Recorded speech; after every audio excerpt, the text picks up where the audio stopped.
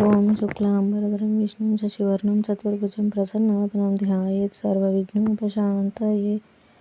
ఓం సరస్వతీ నమస్తుభ్యం వరదే కామరూపిణి విద్యారంభం కరిష్యామి సిద్ధిర్భవతు మే సదా. ఓం గురుర్బ్రహ్మ గురుర్విష్ణుః గురుర్దేవో మహేశ్వరః గురుః సాక్షాత్ పరబ్రహ్మ తస్మై శ్రీ గురవే నమః. మనం యోగ వాసిష్టం అనే గ్రంథంలో నిర్వాణ ప్రకరణం పూర్వార్ధంలో 3వ భాగంలో 16వ అంశాన్ని తెలుసుకుంటున్నాము. అవిద్య నుండి విద్యకు. శ్రీ వశిష్ఠ మహర్షి: ఏ పరమశివ, పరమోత్కృష్టమగు ఆత్మదేవుని పూజ బోధించినందుకు మేమంతా మీకు ఎంతో కృతజ్ఞులం. మీరు కురిపిస్తున్న కరుణారస వీక్షణ భక్త సులభత్వం వర్ణించి చెప్పగల భాషా సామర్థ్యం నా వద్ద లేదు. స్వామి, సర్వ సందేహాలు నివర్తించగల మీ వంటి సద్గురుల దర్శనం లభించడం ఎన్నో జన్మలలో మేము చేసుకున్న పుణ్యఫలమే అవుతుంది. సవినయుడని ఒక ప్రశ్నను మీకు నివేదించుకుంటున్నాను. మహాత్మ, బ్రహ్మము సర్వధర్మములకు, సర్వ మనోబుద్ధులకు, సర్వ వాక్యములకు అతీతం కదా.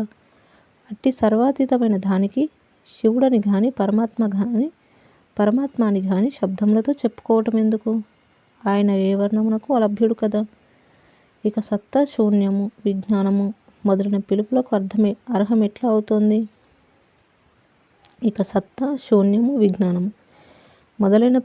అర్హం ఎట్లా అవుతోంది? శ్రీ శివ భగవానుడు: నాయన, ఇచ్చట ఆద్యంతరహితము స్వయం జ్యోతియుగ సద్వస్తువు ఒకటే ఉన్నది. అది నామరూపరహితమైనప్పటికీ దాని బోధ కొరకు, సాధన కొరకు అనేక నామరూపాలు ఉపయోగించబడుచున్నాయి. అంతేకాదు, అది ఈ ఇంద్రియములకు అలభ్యమవటం చేత శూన్యం వలె కూడా తోచుచున్నది. శ్రీ వశిష్ఠ మహర్షి: అది ఇంద్రియములకు, మనస్సు మొదలైన యుక్తులకు కూడా గోచరించనిదైనప్పుడు ఈ ఇంద్రియ మనోబుద్ధులతో చేసి ఏ క్రియలైనా దాని పట్ల నిష్ప్రయోజనమే అవుతాయి కదా. ఇక దానిని ఆయా కార్యక్రమముల సహాయముతో భౌతికమైన విధులతో చేరగలమను నిశ్చయమేమున్నది? శ్రీ శివ భగవానుడు: మనస్సు యొక్క ఎట్టి వృత్తులు ఆ ఆత్మను ప్రకాశింపజేయలేని మాట నిజమే. అయితే సాత్వికము, బ్రహ్మాకారమగు బుద్ధివృత్తి యొక్క బలం చేత అవిద్య యొక్క ఆవరణ తొలగించబడుతోంది. అవిద్య ఆవరణం తొలగిందా, బ్రహ్మము తనంతట తానే ప్రకాశించుచున్నది. అట్టి స్వయం ప్రకాశానుభవమును బోధకులు ఆత్మసాక్షాత్కారమని పిలుస్తున్నారు. అట్టి తన స్వరూప అనుభవ స్థిరత్వమును అనుభవించటానికి ఈ ఇంద్రియార్థములతో అవసరమే లేదు. ఎందుకంటే అది ఇంద్రియములకు విషయమే కాదు కదా. శ్రీ వశిష్ఠ మహర్షి: అట్టి స్వీయ స్వరూప అనుభవ స్థిరత్వమునకు క్రమక్రమమైన మార్గం ఏదైనా చెప్పి మమ్ము తరింపజేయ ప్రార్థన. శ్రీ శివ భగవానుడు: 1. మొదట ఇంద్రియాతీతం అనిర్వచనీయమగు నా స్వరూపం ఎప్పటి నుంచో ఇంద్రియ విషయాలోని బురదలో నిష్కారణంగా ఇరుక్కున్నది. అందుకు ఫలితంగా అజ్ఞాన భావవీచికలు, అల్పలక్ష్యాలు నన్ను కప్పి ఉంచుతున్నాయి. ఇప్పుడు నేను నా స్వరూపాన్ని సముద్ధరించుకోవటం ఆవశ్యకం అని జీవుడు గ్రహించాలి. పట్టుదలతో కూడిన కార్యక్రమానికి ఉద్యుక్తుడు కావాలి. 2. అట్టి ముక్తి నొందదలిచిన వాడు శమధమాదులను పెంపొందించుకోవాలి. క్రమంగా సాత్విక అవిద్యాంశములు బలపరుచుకోవాలి. 3. సత్సంగము, సద్గురువులు, శాస్త్రవచనములు అను సాత్విక అవిద్యాంశ సహాయముతో బ్రహ్మాకార చిత్తవృత్తులను అనుసరిస్తూ రావాలి. 4. క్రమంగా తానే పూర్ణ బ్రహ్మస్వరూపంగా వెలయుగాక. అది మాత్రమే విద్యాంశ. శ్రీ వశిష్ఠ మహర్షి: సత్సంగము, గురువులు, శాస్త్రము, బ్రహ్మాకార వృత్తి అవలంబించటం అనేవి కూడా అవిద్యాంశలోనివేనా ఏమిటి? శ్రీ శివ భగవానుడు: అవును, అవన్నీ సాత్విక అవిద్యాంశ విభాగాలు అని అంటున్నారు. చాకలివాడు చౌడుతో వస్త్రంలోని మురికిని వదిలించి ఆ తర్వాత ఆ చౌడును వస్త్రంలోని మురికిని ఉతకటం ద్వారా వదిలిస్తున్నాడు కదా. మంచినీటితో ఆ వస్త్రాన్ని మొత్తంగా శుభ్రపరిచి ఆరవేస్తున్నాడు. జనులు కాలిలో ముళ్ళు విరిగినప్పుడు మరొక ముళ్ళుతో కాలిలోని ముళ్ళును తొలగించి ఆ తర్వాత 2 ముళ్ళను తొక్కరాని చోట పారవేసి వస్తున్నారు. అట్లాగే సాధకుడు సత్సంగమును తదనుకూలమైన చిత్తవృత్తులను ఆశ్రయిస్తూ ఆత్మస్వరూప ప్రాప్తి కొరకు కొనసాగిస్తున్నాడు. కాబట్టి బ్రహ్మం తప్ప తక్కినవన్నీ అవిద్యాంశంలేనని గ్రహించు. బ్రహ్మం అనగా తత్ప్రయత్నశీలుడగు ద్రష్టయే కదా. నీ స్వరూపానుభవ పర్యంతమే ప్రయత్నమనే దాని యొక్క అవసరం ఉంటుంది. చిరాభ్యాస ఫలంగా సౌభాగ్యవశంగా పూర్ణ బ్రహ్మాకార వృత్తి లభిస్తుంది. అవిద్య నశిస్తుంది. అప్పుడు అతడు తను తాను సర్వత్రా అవలోకించగలుగుతాడు. అట్టి ఐక్యతావలోకనమునే శాస్త్రములు ఆత్మప్రాప్తి అని, మోక్షమని, మనోవాక్ అగోచర స్వస్థితి అని, శివైక్యమని, శివ సాన్నిధ్యమని చెప్పుచున్నాయి. ఒకడు అపరిశుభ్రమగు అరచేతులను పరిశుభ్రపరచుకోవడానికి బొగ్గు పొడిని తెచ్చి రుద్ది ఆపై శుభ్రమగు నీటితో ఉభయ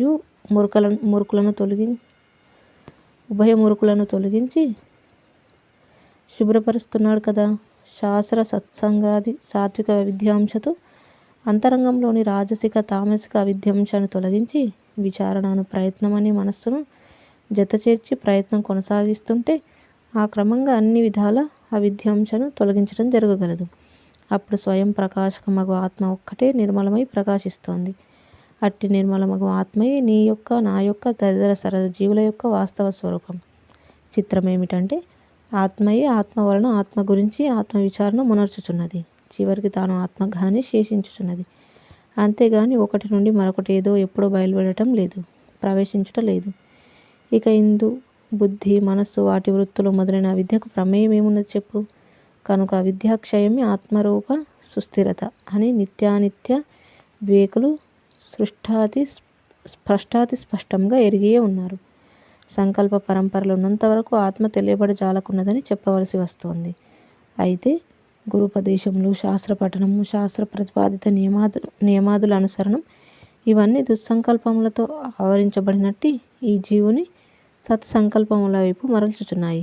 సత్సంకల్పములు మోహరాహిత్యమునకు, నిశ్చలత్వానికి, ఆపై క్రమంగా ఆత్మానుభవానికి దారి తీస్తున్నాయి.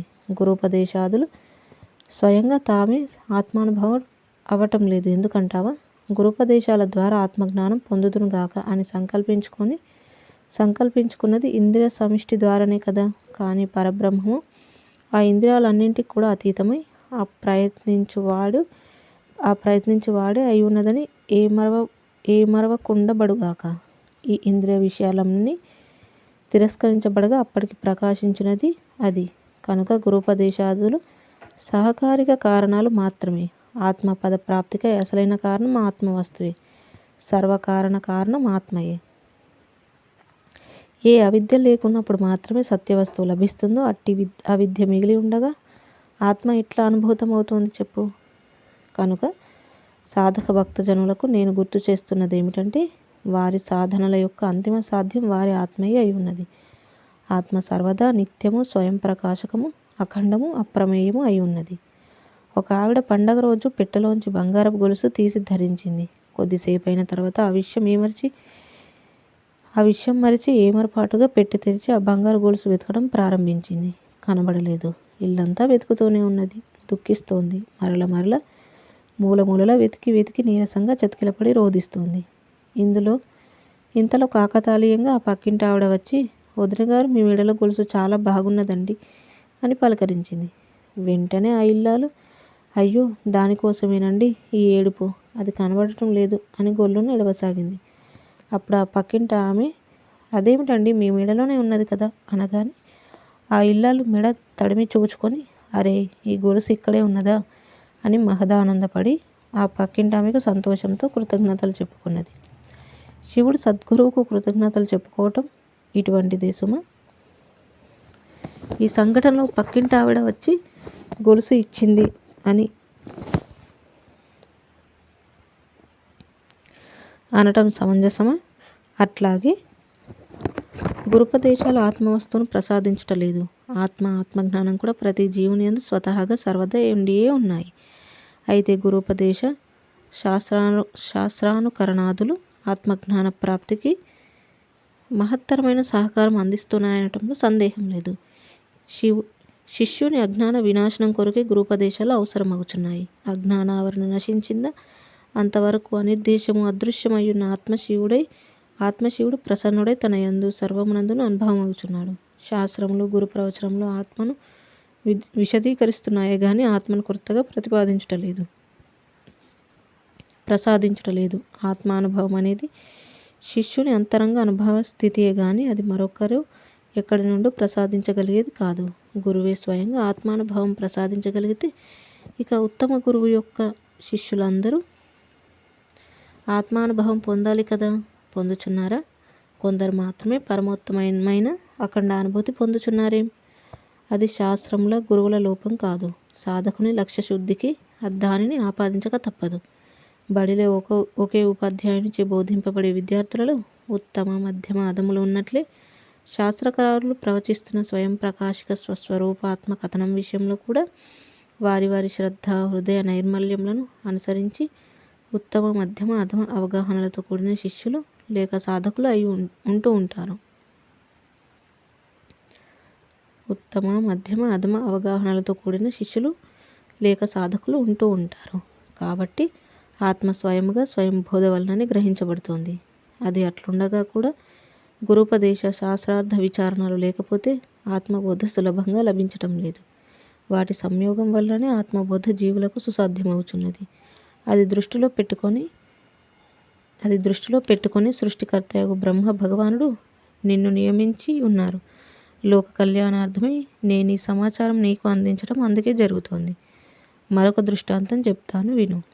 సూర్యుని కాంతిలో వస్తువులు ప్రకాశిస్తున్నాయి. అయితే ఆ కనబడే వాటిని గుర్తించేవాడెవడు? నీవే కదా. పగటి వేళ సూర్యకాంతిలో జనులు వస్తువులు గుర్తిస్తున్నట్లే గురు శాస్త్రార్థ నిరంతర సంయోగం అనే వెలుగులో ఆత్మానుభూతి సంతరించుకోవాల్సింది సాధకుడే సుమ. జై శ్రీరామ్. ఈ విధంగా మనకి అవిద్య నుండి విద్యకి ఎలా అనేది తెలియజేశారు. శివభగవానుడు మనకి అంతకుముందు బాహ్య పూజ అంతర్ పూజ అనే విషయాల గురించి వివరిస్తూ వచ్చిన తర్వాత ఇక అయితే నేను దాని గురించి విన్న తర్వాత నాదొక ప్రశ్నను విన్నవించుకోవాలనుకుంటున్నాను అనే విషయాన్ని వశిష్ఠ మహర్షి వారు అడుగుతూ, పరమాత్మ అనేవాడు సర్వాతీతమైన వాడు కదా, మరి అతనికి ఈ శబ్దవచనాలనేటువంటి ఉపయోగించడం ఎంతవరకు సమంజసం? అతన్ని శివుని పిలవడం, పరమాత్మ అని పిలవడం అని, అలాగే సత్తా, శూన్యము, విజ్ఞానం ఇట్లాంటి పదాలు ఎందుకు ఉపయోగించడం అని వాటి గురించి సందేహం వ్యక్తం చేయగా వాటి గురించి శివభగవానుడు తెలియజేయడం చూసాము. గురువులు, శాస్త్రార్థములు ఇవన్నీ కూడా సాత్విక అవిద్యాంశలే. అంటే అవి మనల్ని ఆత్మని అనుభవంలో తీసుకోవడానికి మాత్రం ఎంతగానో ఉపయోగపడతాయి. ఉన్నది ఆ బ్రహ్మం ఒకటే కాబట్టి ఇక అర్థాలు అనేవి అవి కూడా అవిద్య కిందికే వస్తాయి, సాత్వికమైన అవిద్య కిందికి వస్తాయని తెలియజేయడం అనేది చూసాము. ఇక తర్వాతి అంశము 17 గురువులు. ఇది మనకి ఎంతో ముఖ్యమైనది. మనకి జ్ఞానాన్ని సంపాదించుకోవడంలో గురువులకి ఎంతో ప్రాశస్త్యం అనేది ఉంది. దాని గురించి ఏం చెప్తున్నారు శివభగవానుడు అనే దాని గురించి తెలుసుకుందాము. 17 గురువులు. ఈ జ్ఞానేంద్రియాలు, కర్మేంద్రియాలు, వీటికి సంబంధించిన సుఖదుఖాలు వీటినన్నింటినీ దాటివేయగా అప్పటి అతీత దృష్టికి ఇంకా శేషించి ఉండేదేమిటో అది శివుడు, తత్, సత్, ఆత్మ, స్వస్వరూపం మొదలైన శాస్త్రీయ నామాలతో వ్యవహరింపబడుతుంది. ఇక ఈ జాగ్రత్త స్వప్నాదులు అంటావా, దీనిని మాయగా దర్శిస్తున్నప్పుడు ఇది లేనే లేదు అని తెలియవస్తోంది. ఆత్మగా దర్శించామా ఇది నిత్య సత్తగా అనుభవం కాగలదు. ఆత్మ ఆకాశం కంటే నిర్మలము, అంతేకాకుండా అది అనుభూతి పరుని కంటే వేరే ఏదో కాదు అని గ్రహించు. అది అనంతము, అనిర్దేశము, అదొకటే సత్, మిగతాదంతా అసత్ అనున్నది సునిర్ణయమై ఉన్నది. శిష్యుల మనో అవగాహన స్థితులను అనుసరించి వారికి మార్గంను చూపడానికి గాను వివిధ తరగతులకు సంబంధించిన గురువులు ఉండటం జరుగుతోంది. వారిని 3 విధాలుగా విభజించవచ్చు. 1. కేవల తాత్విక గురువులు. వీరు విశుద్ధమగు ఆత్మైక్యమును ప్రతిపాదించుచున్నారు. సాక్షాత్ తత్వమసి అను వాక్యార్థంచే మహత్తరమగు ఉత్కృష్ట సత్యం వీరిచే బోధింపబడుతోంది. వారు స్వయముగా విచిత్రమగు ఈ జగత్తును, విశుద్ధమగు తత్వమును ఐక్యమునర్చి ఆత్మస్వస్వరూపమును సుస్పష్టపరచుచున్నారు. ఆ అనుభవమును శిష్యులకు అందించ ప్రయత్నిస్తున్నారు. 2. పండిత గురువులు. వీరు సత్యాసత్య విమర్శకు చెందిన వాంగ్మయమును, సంవిధానములను కల్పన చేసి శిష్యులకు జీవన్ముక్త మార్గంలో సహకరిస్తున్నారు. వీరు అనేక సిద్ధాంతములను ప్రతిపాదిస్తూ శిష్యులను పరమార్థమునకు కడు దగ్గరగా కొనిపోవుచున్నారు. విధి విధానములను రచించి సాధనా మార్గమును అందిస్తున్నారు. ఈ జగత్తు అసత్యము, బ్రహ్మమే సత్యము అను అవగాహనను పెంపొందించ ప్రయత్నిస్తున్నారు. 3. ప్రతిపాదన గురువులు. వీరు ఈశ్వరునకు అనేక గుణములను, నామరూపములను ఆపాదించి చిత్ర విచిత్ర కథనములను కల్పించి శిష్యులను ఉపాసకులుగా తీర్చిదిద్దుతున్నారు. అనేక గుణములను, సంగతులను రచించి ఉపాసకుల దృష్టిని దృశ్యము నుండి మరల్చి ఉత్తమ సాధకులుగా మలుస్తున్నారు. చిన్న పిల్లలకు కథలు కల్పించి చెప్పి వారిని అల్లరి నుండి మరల్చి చదువుకోవటానికి సిద్ధం చేస్తాం చూసావా. వీరు కూడా నామరూపాతీతమగు ఆత్మతత్వమునకు నామరూపములు కల్పన చేసి అందిస్తున్నారు. అవిద్యాంశ సహాయముతో అవిద్యను తొలగించు యత్నం చేయుచున్నారు. ఈ 3 బోధకులు మహనీయులే. ఎందుకంటే అవిద్యా సముద్రంలో కొట్టుకుపోతున్న జీవులను వీరు ఆదుకొని జ్ఞాన విచారణ సన్మార్గం వైపుగా నడిపిస్తున్నారు కదా. అయితే సర్వ విద్యల యొక్క అంతిమ ప్రయోజనం ఆత్మతత్వమే. ఈ జీవుడు తను తాను ఎరిగినప్పుడు బోధకుల రచనలన్నీ ప్రయోజనం పొందినవై ఇక ఉపశమిస్తాయి. ఆత్మతత్వమే ఆత్యాంతికమైన సారం. ఇది గ్రహించి జనులు చింతారహితులయ్యెదరుగాక. ఈ లోకంలో తత్వవేత్తలు అనేకులు ఉన్నారు. ఎచ్చటైతే మా వంటి దేవతలు కూడా భృతులై ఉంటారు. అట్టి పరమపదమును కులంకషంగా ఎరిగి అఖండ అప్రమేయ నిత్య సర్వాతీత సర్వసమన్విత సమభావమునందు ఆ తత్వవేత్తలు ప్రతిష్ఠితులై ఉన్నారు. జై శ్రీరామ్. ఈ విధంగా మనకు గురువులు అనే అంశాన్ని తెలియజేశారు. వారు కూడా అందులో 3 రకాలుగా విభజించడం అనేది జరిగింది. ఎవరు ఏ విధంగా వారి శిష్యులకి బోధిస్తున్నారు, వారిని ఏ విధంగా ఆత్మస్వరూపాన్ని వైపుగా దృష్టిని మరల్చే విధంగా ప్రయత్నం చేస్తున్నారు అనే విషయాన్ని మనకి ఇక్కడ తెలియజేయడం చూసాము. అదేవిధంగా ఈ యొక్క సర్వ విద్యల అంతిమ ప్రయోజనం కూడా ఆత్మతత్వమే అనే విషయాన్ని మనకి ఇక్కడ సుస్పష్టం చేస్తున్నారు.